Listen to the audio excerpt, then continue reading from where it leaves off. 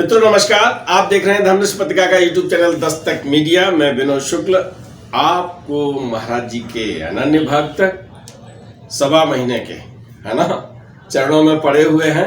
आज मैं उनके सानिध्य में बैठा हूं। महाराज जी के चरणों में सवा महीने की उम्र थी, तभी आपको आशीर्वाद मिल गया। और मैं तो ये कहूँगा कि आप जन्म लेने की प्रक्रिया में थे, तभी आपको आशीर्वाद मिल गया था। एक एपिसोड में आपने बताया है, मैं रोज रोज वही बातें नहीं कराऊंगा क्योंकि और सारी बातें जान लीजिएगा, ये सानिध्य कभी कभी मिलता है। तो दादा के पास भक्तों का बड़ी संस्मरण है। आज ऐसे ही अनन्य भक्त उमादत्त शुक्ला के बारे में चर्चा करेंगे। दादा, यहाँ उमादत्त शुक्ला भी आया करते होंगे जी। वो महाराज के मतलब उनको खबर लगी। हाँ।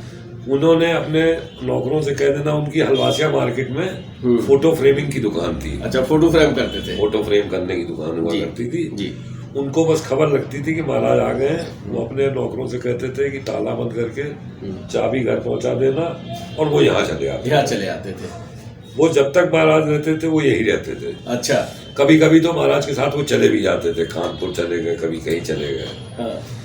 तो उन्हें ये नहीं लगता था कि नौकर पता नहीं कैसे चलाएंगे, नहीं, कोई घर की व्यवस्था कैसे चलेगी, परिवार से कोई मतलब नहीं, किसी से कोई मतलब नहीं, सिर्फ महाराज के साथ हो रहते महाराज जी से। तो ये अच्छा नहीं लगता था कि मतलब महाराज जी के बाबा के साथ चले गए आते थे। अरे नहीं महाराज, थोड़ा रहने दीजिए, थोड़ा रिक्वेस्ट कर करके महाराज रहने दीजिए। और महाराज मान जाते थे। सारे भक्तों से नहीं मानते थे, है ना। उमादत्त में कुछ अलग ही बात होगी। बिल्कुल ठीक बात है। तो उनके जो कितने बच्चे थे दादा? उनके एक बेटा तो हमें मालूम है, यहाँ हेड ऑफ डिपार्टमेंट होकर के फिजिक्स लखनऊ यूनिवर्सिटी में जी फिजिक्स डिपार्टमेंट में हेड होकर के रिटायर हुए हैं। अच्छा। बेटियां उनकी 2-3 बेटियां थी शायद, कुछ इसी प्रकार से जी। लेकिन उन लोगों का ऐसा कोई उसमें रोल नहीं रहता था। महाराज के पास भी दर्शन करने आना या कुछ ऐसे होना नहीं। मतलब उमादत्त व्यक्तिगत रूप से समर्पित थे बहुत ज्यादा। तो उमादत्त शुक्ला के यहाँ महाराज जी गए थे, मैंने सुना था कि बहुत लोग थे उनके साथ और भोजन थोड़ा ही था। अब एग्जैक्टली देखिए, अब ये सब चीजें हमारी आयु आप समझ लीजिए, हमें कहाँ जो कुछ इधर उधर से सुन पाते थे, बहुत सब कुछ वही जान पाते थे। बाकी तो फिर सब ये बड़े लोग थे सब।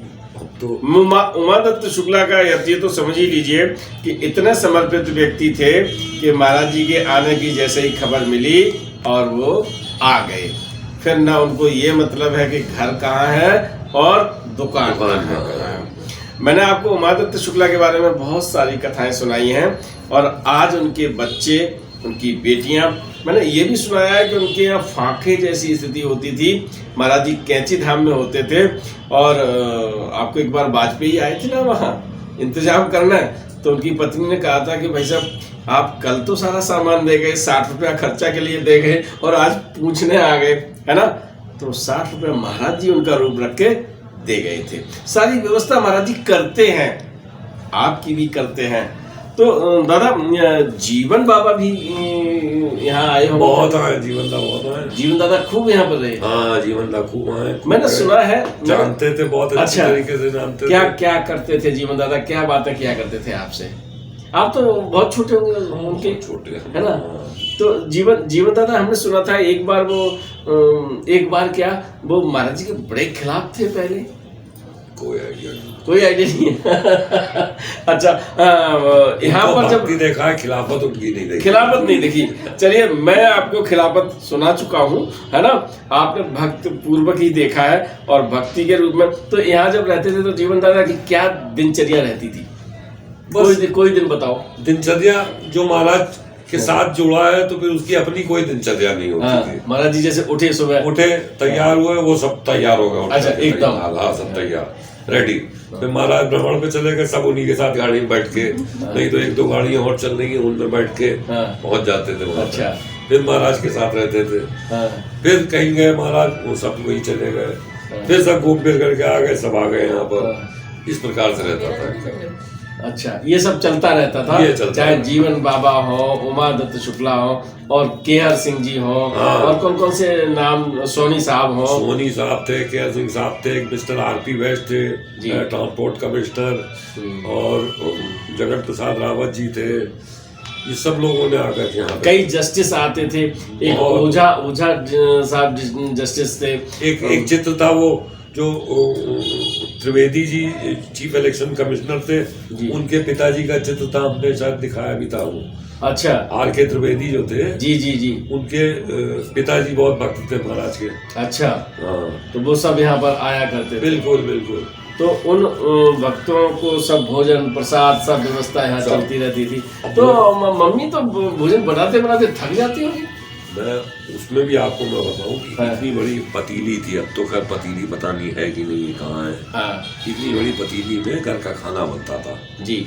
अच्छा, जैसे दाल बनी जी, और घर के लोगों के लिए बनी दाल, और एकदम से महाराज आ गए। अच्छा, कोई इंफॉर्मेशन तो आती नहीं, घुस आते थे, बस महाराज आ गए भैया, सब एकदम से भी 10 आदमी साथ में आ गए और बवाना शुरू हो गए। अच्छा, अब माँ भूख लगी, अब ऑब्वियस बात है, महाराज भोजन कराया गया महाराज ने। अच्छा, आते ही कहते माँ भूख लगी है। हाँ, माई कहते थे आपकी मम्मी से? जी, माँ कहते थे। अच्छा, माँ भूख लगी है।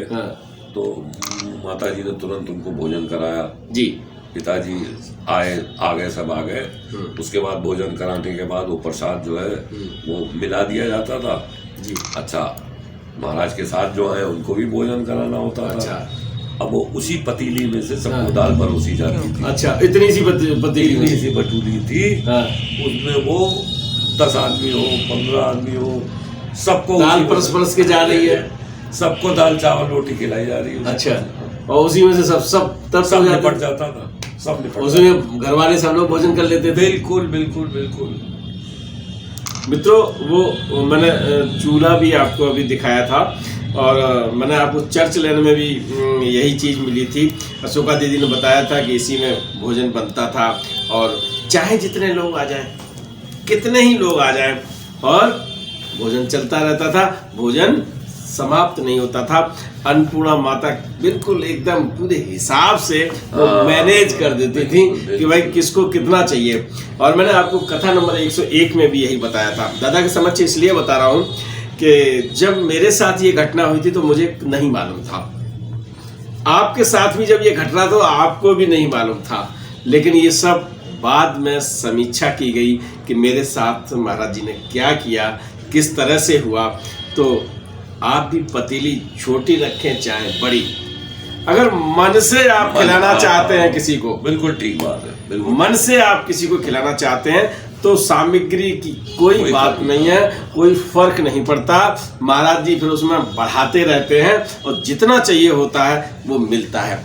हम केवल आपको भोजन प्रसाद की बात नहीं बता रहे हैं, हम आपको ये बता रहे हैं कि सांसारिक इच्छाओं में भी यदि आपको महाराज जी को समर्पित करके आप अपने आवेदन दे देते हैं, अपनी बात रख देते हैं, तो परिस्थितियां चाहे कुछ भी हों, देर सवेर वो आपकी इच्छा महाराज जी पूरी करते हैं।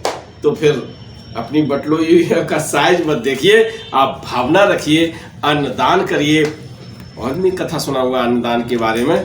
तो आज इस कार्यालय से, रेजिडेंस से भक्त के रूप में उस बटलोई के दाल का आनंद लीजिए, और आप भी लीजिए और हम भी लेते हैं। तब तक के लिए राम राम। वीडियो पसंद आए तो लाइक कीजिए, शेयर कीजिए, सब्सक्राइब बटन पर क्लिक करके चैनल को सब्सक्राइब करें और बेल आइकन दबाना बिल्कुल ना भूलें, ताकि हमारे अपडेट वीडियो आपको मिलते रहें।